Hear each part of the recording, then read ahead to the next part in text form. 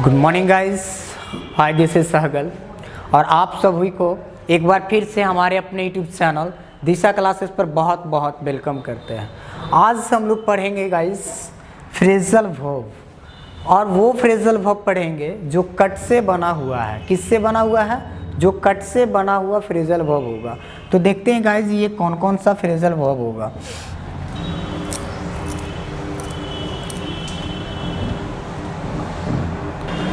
Cut से बना हुआ फ्रेजल वर्ब क्या है गाइस? कट से बना हुआ फ्रेजल वर्ब। फर्स्ट कौन सा है? देखिए फर्स्ट क्या है? Cut off. क्या है गाइस? Cut off. और कट ऑफ का मीनिंग क्या होता है? कट ऑफ का मीनिंग की बात करें तो ये अपने आप में होता है टू रिमूव बाई कटिंग। क्या होता है guys? To remove by cutting, यानी किसी भी चीज़ को हटाना, काट के हटा देना। आपको एग्जाम्पल से देखिए guys, I cut off all the overhanging branches in the garden. यानी मैंने क्या किया? कट ऑफ कर दिया, मैंने काट करके हटा दिया। किसको हटाया? The overhanging branches in the garden, यानी गार्डन में जो भी पौधे थे उसमें जितना भी ब्रांचेस क्या था, ज़्यादा हो गया था, ओवरहैंगिंग हो गया था, उसको मैंने काट करके क्या किया? हटा दिया। तो कट ऑफ का मीनिंग समझ में आ गया गाइस? कट ऑफ का मतलब क्या होता है? टू रिमूव बाय कटिंग, यानी काट करके हटा देना। तो आपको फर्स्ट समझ में आ गया। कट से बना हुआ फ्रेजल वर्ब पहला क्या था? कट ऑफ था। क्या था पहला? Cut off. अब नेक्स्ट देखिए, नेक्स्ट आपका है कट बैक। नेक्स्ट क्या है? Cut back. कट बैक का मतलब होता है to reduce. To reduce, to reduce का मतलब होता है कम कर देना। क्या होता है गाइस? कम कर देना, कम करना या घटाना, या फिर क्या होता है? घटा देना। अब देखिए, the government will cut back on defence spending, यानी गवर्नमेंट जो है, सरकार जो है क्या करेंगे? डिफेंस स्पेंडिंग, जो हमारे डिफेंस सेक्टर पे पैसा जो खर्च करते हैं उसको क्या कर देंगे? कम कर देंगे। तो आपको समझ में आ गया कट बैक का मतलब क्या होता है? कम करना या टू रिड्यूस। क्या होता है गाइस? To reduce. नेक्स्ट देखिए, नेक्स्ट ये भी अपने आप में बहुत इंपॉर्टेंट है गाइस, कट इन। क्या है? Cut in. कट इन का मीनिंग की बात करें तो टू इंटरप्ट होता है। क्या होता है? To interrupt. टू इंटरप्ट का मतलब होता है बाधा डालना या कर्म भंग करना, कर्म भंग कर देना, यानी किसी भी चीज़ को क्या करना? बाधा डाल देना। जैसे when you cut in on our conversation we were talking, यानी जब आप क्या करोगे?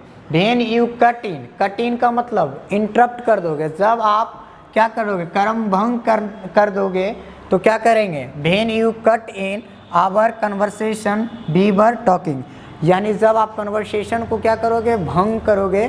तो कर दिए तो मैं क्या किया? वी वर टॉकिंग, तब हम लोग क्या किए थे? बातें कर रहे थे। जब हम लोग बातें कर रहे थे तो आपने क्या किए? जब हम लोग बातें कर रहे थे तो आपने क्या किया? You cut in on our conversation, आपने अपना कन्वर्सेशन को क्या किया? बाधा डाल दिए। नेक्स्ट देखिए, तो कट इन का मतलब क्या होता है? बाधा डालना। कट इन का मतलब बाधा डालना। फिर क्या? Cut into. कट इनटू का मतलब होता है टू शॉर्टेनिंग इनटू पार्ट्स और टू मेक समथिंग स्मॉलर, यानी किसी भी चीज़ को क्या करना? छोटा करना, किसी भी चीज़ को छोटा कर देना। टू शॉर्टेनिंग, क्या होना? शॉर्टेनिंग होगा। जैसे knifes easily cut into the cake, यानी चाकू जो है क्या करता है? आसानी से केक को क्या करता है? काट देता है। आसानी से क्या करता है? काट देता है। तो knifes easily cut into the cake. Next देखिए, कट एक्रॉस। ये क्या है? Cut across. कट एक्रॉस का मतलब होता है to make a shorter route. To make a shorter route, इसको समझिए आसान से, यानी किसी भी रास्ते को क्या करना? छोटा करना। किसी भी रास्ते को छोटा करना। इसको देखिए आप समझिए आसानी से।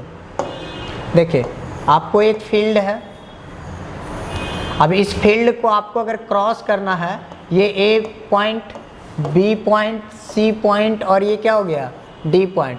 जब आपको डी पॉइंट पे चलना है तो आपको क्या करना है? पहले यहाँ से ए से बी तक जाना होगा, फिर क्या करेंगे, बी से सी तक जाएंगे गाइस, और सी के बाद कहाँ तक जाएंगे, डी तक जाना पड़ेगा। कहाँ तक जाना पड़ेगा, डी, और फिर यहाँ तक पहुँचेंगे, या फिर जैसे भी, या फिर यहाँ से सी तक अगर पहुँचना है, सी तक पहुँचेंगे तो यहाँ अगर 5 है और इधर 3, तो इतना ट्रैवल करना पड़ेगा।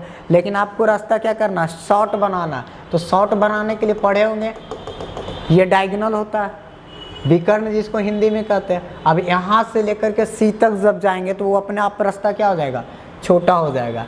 क्या हो जाएगा, छोटा। यानी इसी को कहते हैं to make a shorter route, cut across. If I cut across the field, अगर हम लोग क्या करते हैं, if I cut across the field I shall save time.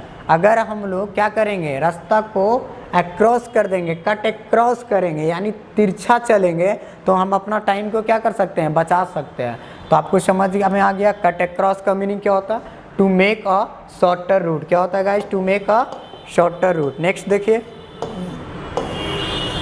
Cut through, ये क्या है, कट थ्रू।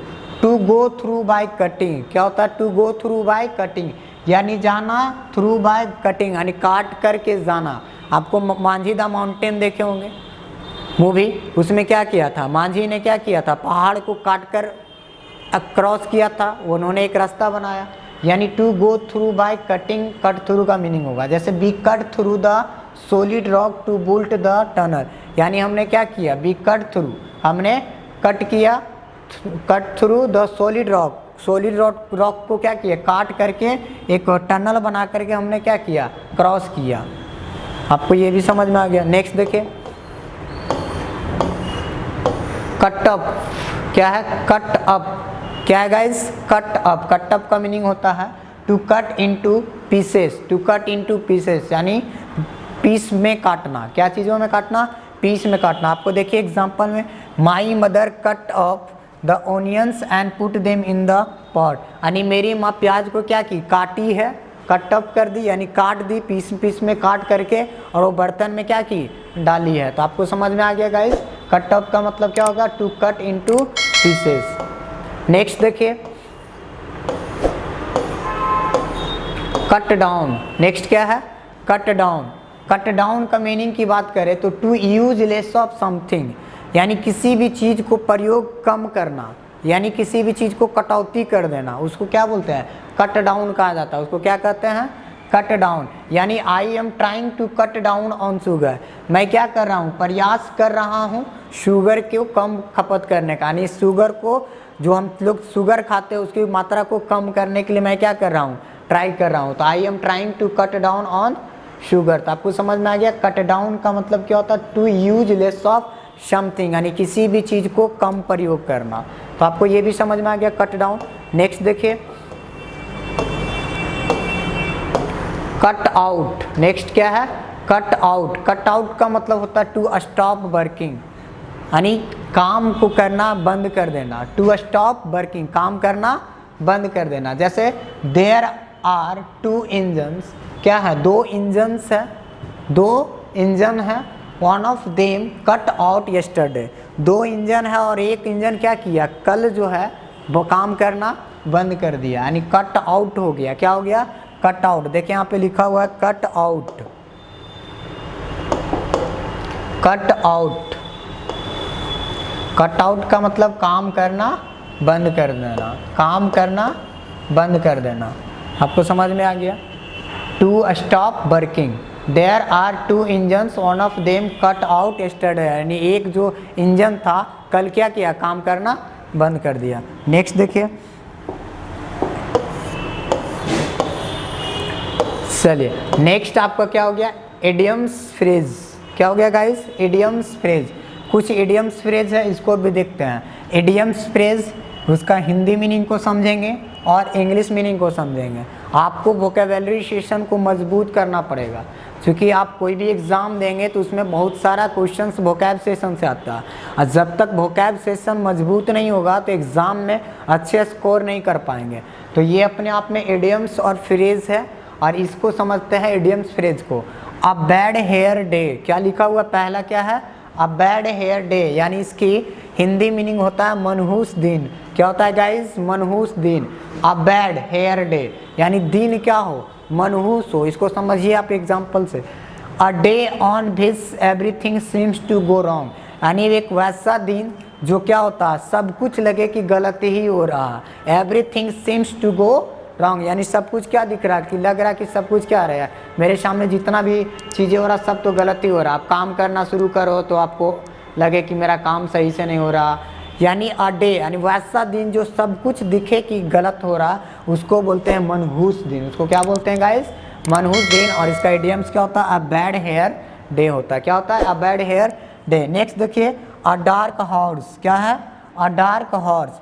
नेक्स्ट क्या है, अ डार्क हॉर्स। अ डार्क हॉर्स का मतलब होता है अप्रत्याशित विजेता, N unexpected winner, unexpected winner, यानी वैसा विनर, वैसा विजेता जिस पे उम्मीद नहीं हो, अब वो अचानक क्या कर दे, किसी भी चीज़ को जीत लेता है, उसे कहते हैं अ डार्क हॉर्स। अ डार्क हॉर्स, अप्रत्याशित विजेता, उसको क्या बोलते हैं, अप्रत्याशित विजेता। नेक्स्ट देखिए,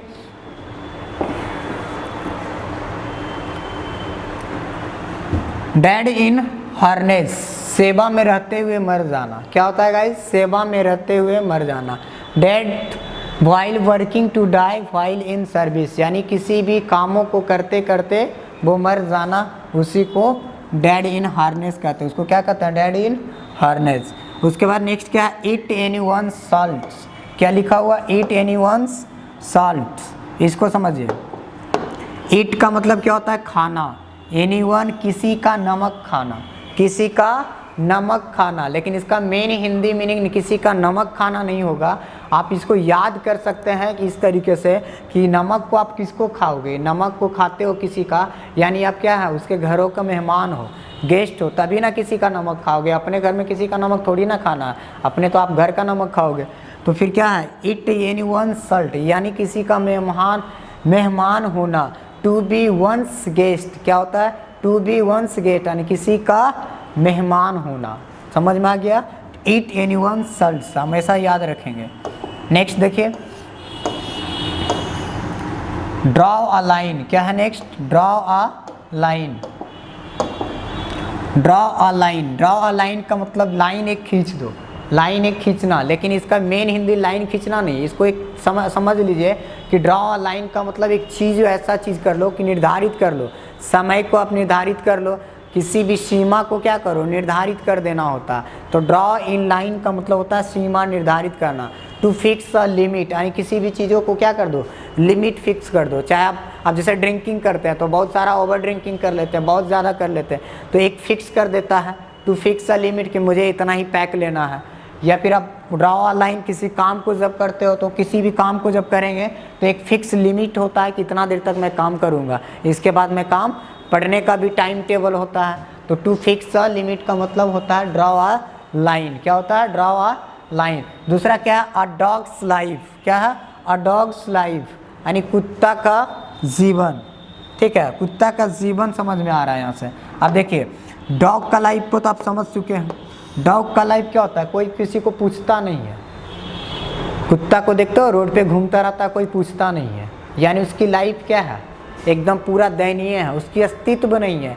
जब किसी को कोई पूछता नहीं है, यानी उसका क्या है, अस्तित्व नहीं होता है। तो यानी समझ जाइए, आ डॉग्स लाइफ का मतलब क्या होता है, दयनीय अस्तित्व, यानी अस्तित्व उसका क्या है, बहुत ही वीक है, पुअर है, कमज़ोर है। या फिर आप इसको समझ सकते हैं, आ माइजरेबल एग्जिस्टेंस, आ माइजरेबल एग्जिस्टेंस, डॉग्स लाइफ हो गया।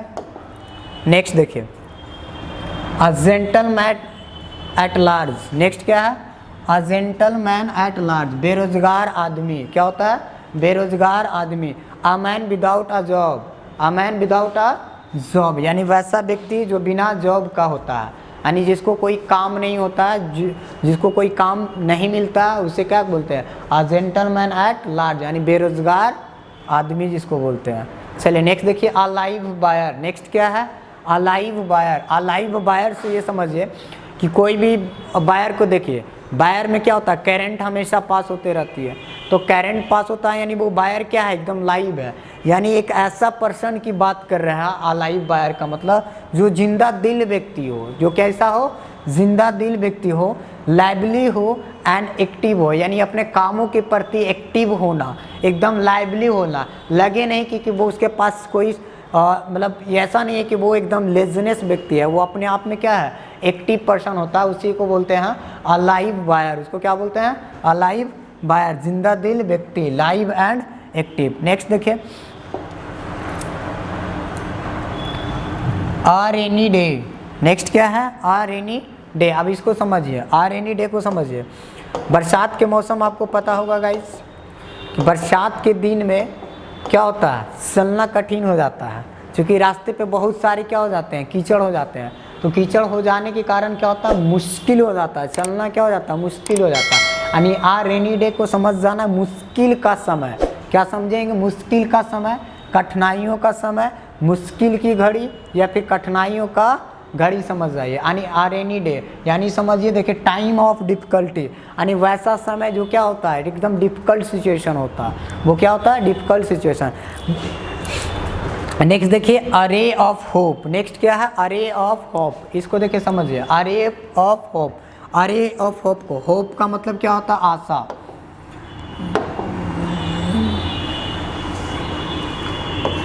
आशा,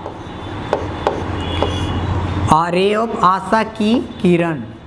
अरे का मतलब किरण होता, आशा की किरण।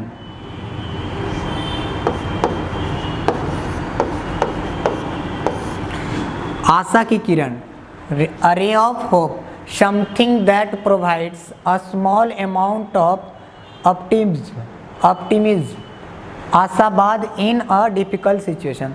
ऑप्टिमिज्म का मतलब होता है आशावाद, यानी ऐसे डिफिकल्ट सिचुएशन में किसी को क्या करना, कुछ प्रोवाइड कर देना, पैसा प्रोवाइड कर देना, यानी जिससे क्या हो, सब जगह आप ढूंढ लो। जैसे आपको किसी चीज़ की ज़रूरत है, पैसा की ज़रूरत है, आप सभी फ्रेंड को कॉल करो, अब बोलो सर, फ्रेंड को बोलो कि मुझे पैसा की ज़रूरत है, तो वो फ्रेंड आपको नहीं देता। लेकिन कुछ ऐसे एक फ्रेंड होते हैं जिस पे क्या होता है, उम्मीद होता है, आशा की किरण होता है कि वो क्या होगा, कि वो मुझे हेल्प कर देगा, और वो आता है और वो आपको क्या करता है, हेल्प कर देता है। यानी समझ जाइए कि वो क्या था, अ रे ऑफ होप था, यानी वही एक आशा का किरण था कि जो ने मुझे पैसा दिया।